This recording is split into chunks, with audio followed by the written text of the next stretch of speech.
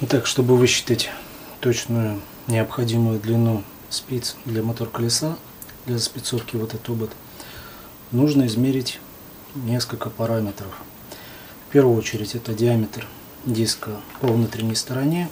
Можно воспользоваться таким сантиметром, либо рулеткой, что есть под рукой. В данном случае это 535 миллиметров. Я распечатал вот такой лист с калькулятором, скриншотом. Чтобы не запутаться, я в него буду записывать. Диаметр диска у нас 535 миллиметров. Отверстие под спицы здесь и в других ободах обычно это 2 миллиметра. У меня толстые спицы с ниппелем диаметром 3 миллиметра, поэтому здесь надо будет рассверливать по 3 миллиметра. Их тоже указано в калькуляторе. Есть такой параметр. Запишем 3 миллиметра. Далее в калькуляторе нужно указать будет 36 спиц. Обычно это стандарт моторов. По 32 спицы я не встречал. Возможно, они есть. Более дорогие велосипеды оснащены ободом, в котором на 32 отверстия под 32 спицы. Это такие велосипеды, как Мерида. В этой ценовой категории я заметил то, что там именно везде 32 спицы. Поэтому если вы будете заспицовывать мотор в такой велосипед, то сразу рассчитывайте то, что вам придется докупать сам обод на 36 отверстий. Перекрестие мы будем считать в самом калькуляторе. Пока здесь напишу 0. Нужно также измерить несколько параметров в самом моторе. Диаметр по центральному отверстию, по центру надо померить. Для этого я возьму штангель-циркуль. И надо мерить достаточно внимательно. Вот здесь по центру отверстия. У меня получается 145 миллиметров. Запишем это значение сюда. 145 миллиметров. Далее нужно измерить расстояние отверстия от спицы, также по центру. Измерять нужно достаточно точно, стараться как можно точнее. В данном случае у меня 24 миллиметра.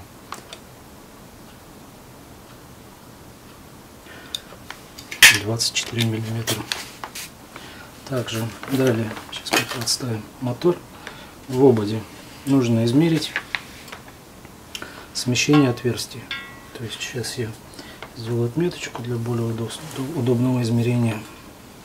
Вот таким образом тоже по центру отверстия нанесу примерно отметочку и измерю также по центру отверстия 35 миллиметров. Тоже их запишем сюда. 35 миллиметров. Больше обод пока нам не понадобится. Далее нужно измерить в моторе такой параметр, как смещение справа и слева от посадочного места. То есть каким образом я это сделаю. Вот здесь есть упор, в него я упру угольник, вот, и другим угольником, собственно, измерю. Нужно мерить до внутренней стороны вот это ушко, так скажем. В данном случае здесь 55 миллиметров, 54-55 миллиметров. На этом моторе с двух сторон они одинаковые. 55 миллиметров. Ну вот. Если у вас значение будет отличаться, то при спицевании вам потребуется на одну сторону более короче либо длиннее спицы, и на другую, соответственно, также, где будет смещение больше, соответственно, спицы будут длиннее. Ну, это тоже учитывайте, но обычно смещение оно одинаковое. Дальше нужно измерить длину оси по посадочным местам, то есть где ось упирается в дропауты, да? То есть здесь я знаю 175 миллиметров, есть моторы на 195 миллиметров, поэтому так измеряйте примерно, чтобы понимать, четко. Здесь мне не очень удобно мерить. Сейчас как-нибудь попробую это сделать, показать, что я уже знаю, что здесь 175 миллиметров. На Алиэкспресс, собственно, есть все эти измерения. Вот так вот, чтобы показать это. Вот так вот примерно. Ну вот, я не знаю, видно, не видно. 175 миллиметров они и есть. То есть записываем длина оси 175 миллиметров. Теперь переходим к калькулятору. Итак, теперь нужно все значения ввести в калькулятор на сайте electrovelik.ru. Значит, диаметр обода с внутренней стороны у нас вышел 535 миллиметров. Отверстие, диаметр отверстия под спицы 3 миллиметра. Количество спиц у нас 36. Перекрестие пока поставим 0. Диаметр мотор колеса по отверстию 145 миллиметров. Расстояние между отверстиями в моторе под спицы 24 миллиметра. Смещение отверстий в ободе 35 миллиметров. Смещение справа и слева 55 миллиметров. Они одинаковые. Длина оси по посадочным местам 175 миллиметров. Считаем в одно перекрестие, получается 204,4 миллиметра, грубо 205 миллиметров. В два перекрестия нужны длиной спицы 220 миллиметров с половиной. Можно плюс-минус 2 миллиметра. В три перекрестия это 243 миллиметра. И в 4, что я не рекомендую, скорее всего это не получится, 268 миллиметров. Итак, необходимая длина спицы определена. И тут передо мной встала такая дилемма. Дело в том, что у меня есть спицы длиной 205 миллиметров для спицовки мотора в одно перекрестие. И более подходящей толщины 2,6 мм или же 12G. Но также есть спицы длиной 220 мм для спицовки мотора в два перекрестия. И они стандартной толщины 2 мм или 14G. Одни те, что потолще, технически более подходящие, но серебристого цвета. А черные более тонкие, но лучше подходит по цвету, так как переднее колесо заспицовано именно черными спицами. Из двух зол я выбираю эстетику и буду ставить черные спицы в два перекрестия. Тем более у меня уже был опыт спицовки такого же мотора, также у Wobot фэтбайка, спицами толщиной 2 мм. Я его эксплуатирую уже почти 3 года, и никаких проблем не возникает. Но я рекомендую ставить спицы более подходящей толщины 2,4-2,6 мм, особенно если мотор прямого привода, так как тонкие спицы более ломкие, а в моторе размер отверстий под спицы составляет 3 мм. Если вы будете ставить спицы толщины 2,4 мм, то вам также надо будет просверлить отверстие в ободе, так как ниппель от спиц имеет больший диаметр. Итак, перейдем к спицовке мотора Wobot фэтбайка. Размер обода 26 дюймов. Для удобства я устанавливаю мотор на некоторую возвышенность, так чтобы спицы не цеплялись за пол и полностью висели в воздухе. Для этого я использую пенопласт, который защищает мотор при транспортировке. В нем есть удобный вырез для проводов. Если мало высоты, добавляю, например, диск от гантелей.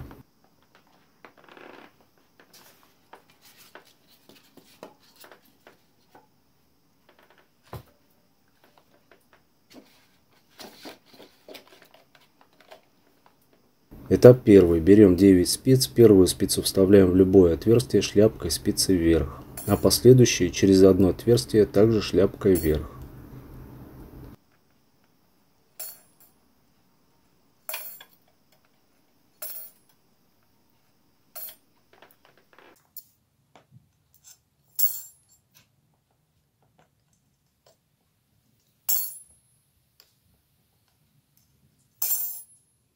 Должно получиться вот так.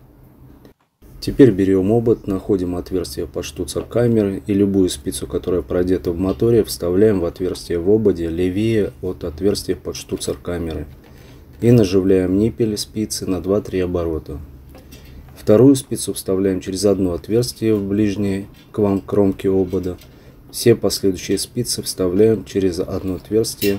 Все ниппеля только наживляем на спицы так, чтобы не откручивались. На 2-3 оборота будет достаточно.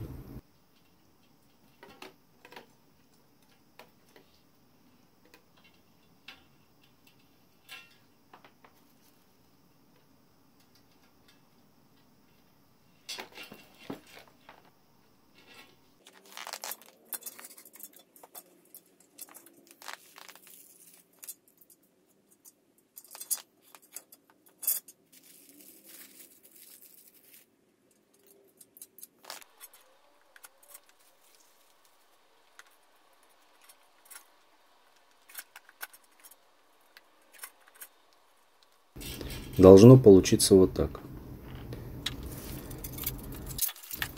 Этап второй. На этом этапе переворачиваем колесо, берем также 9 спиц и первую спицу вставляем в мотор шляпкой вверх, левее от спицы первого этапа.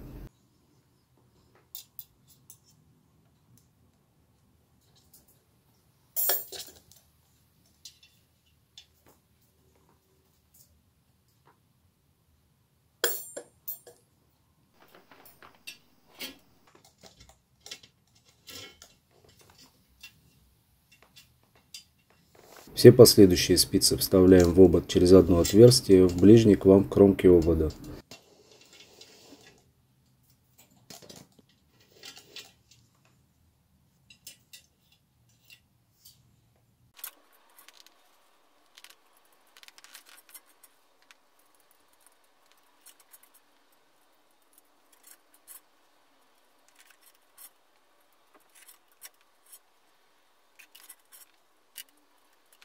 Вот так должно получиться.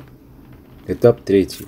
Переворачиваем колесо и, удерживая мотор, проворачиваем обод по часовой стрелке, а мотор против, до упора. Вот так должно получиться.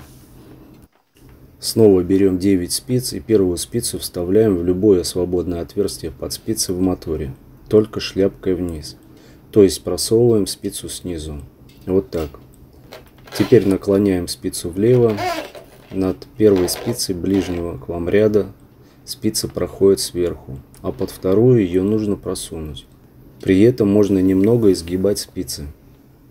Вставляйте в отверстие в ободе и наживляйте ниппель на 2-3 оборота. Все последующие спицы также продевайте в мотор снизу, наклоняете влево, над первой сверху, а под вторую запускаете спицу снизу. Вставляете в обод и наживляете ниппеля на 2-3 оборота.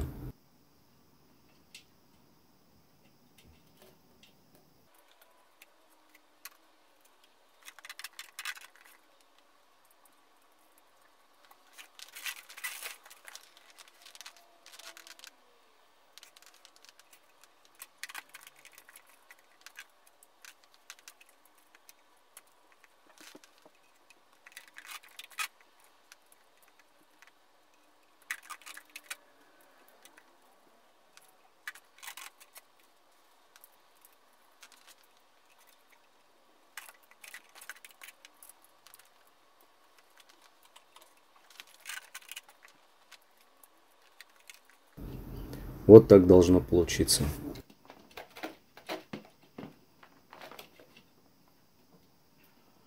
Этап четвертый. Переворачиваем колесо, берем оставшиеся 9 спиц и так же, как и в третьем этапе, просовываем спицу в мотор снизу, наклоняем теперь вправо над первой спицей этого этапа сверху, а под следующую пропускаем спицу снизу.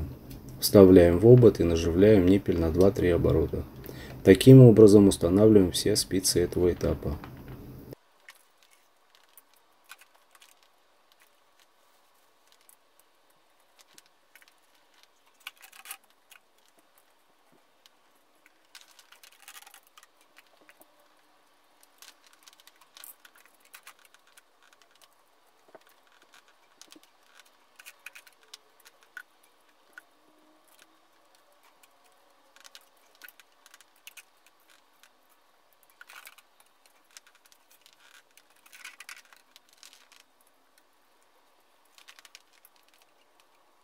Теперь можно сказать, что мотор заспицован, но еще, конечно, не готов к установке.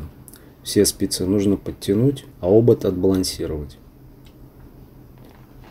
Я сначала подтягиваю спицы, равномерно закручиваю их до крайнего витка резьбы на спицах.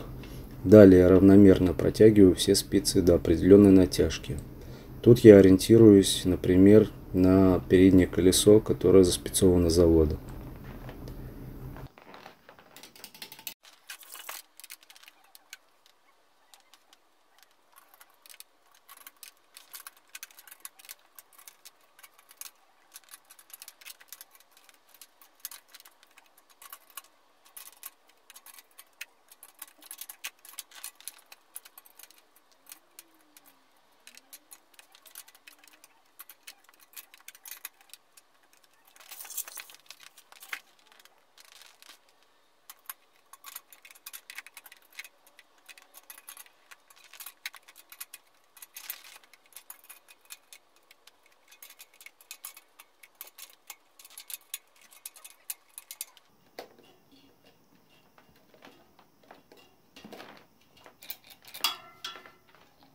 Далее я устанавливаю колесо в такую конструкцию, но также это можно сделать на раме велосипеда, установив колесо в дропауты.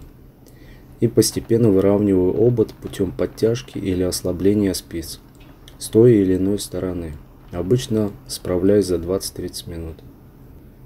Вот до такой степени мне удалось подровнять обод. Заметно небольшое биение, но это на стыке в ободе. В целом при езде это не будет столь заметно.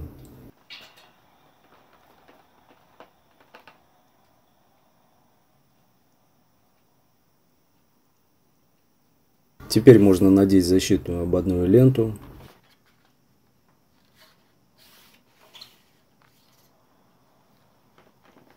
Накинуть покрышку. Также следует учесть, есть ли на покрышке направленный протектор.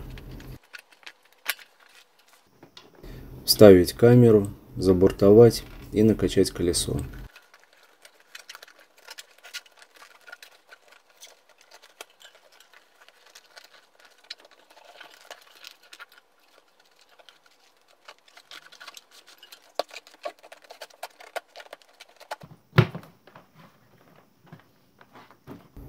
Все, теперь уже мотор, колесо готово к установке на раму велосипеда.